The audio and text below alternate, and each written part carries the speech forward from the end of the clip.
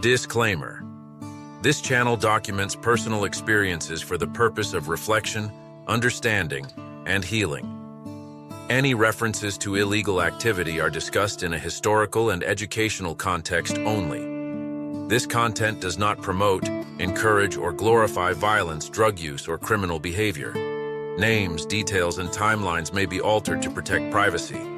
This story is about the cost of survival and the responsibility of truth. It was getting dark. No sunset. This place felt weird, like something out of the Twilight Zone. Dad and I would watch that show when he got home from work in the middle of the night. The Everglades were endless. I stuck my hand out the window, flying it like a plane. But mosquitoes the size of helicopters smashed into me.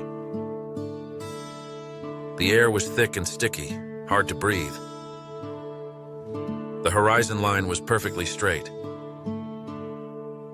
We stopped at the only motel that wasn't a Motel 6 the entire trip. Somewhere in the middle of Florida. What a long state. An old man came out of the back to greet us. The room with 2 beds was too expensive. Funds were tight. We all ended up on one queen bed. Me, Mom, Dad, and my siblings.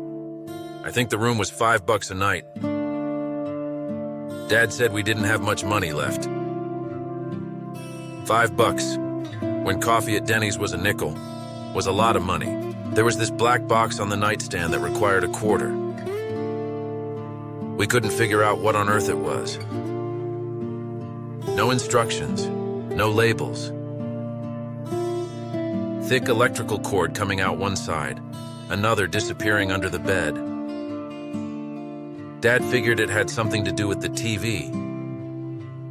Years later, I overheard him telling a friend about it, laughing. I remember when we were all asleep. Suddenly, the bed started to vibrate.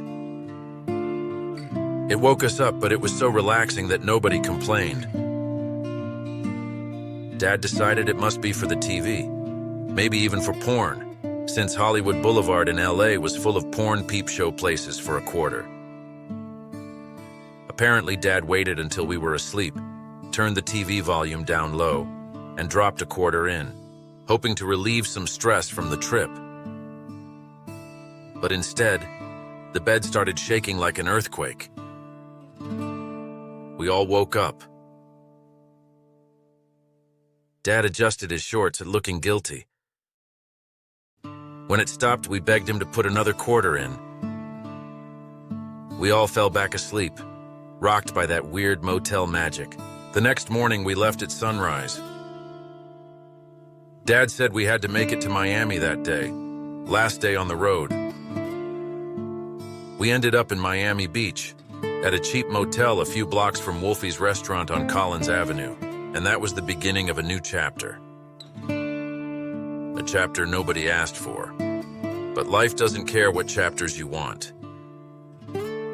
It just turns the page and expects you to read. End of episode 6.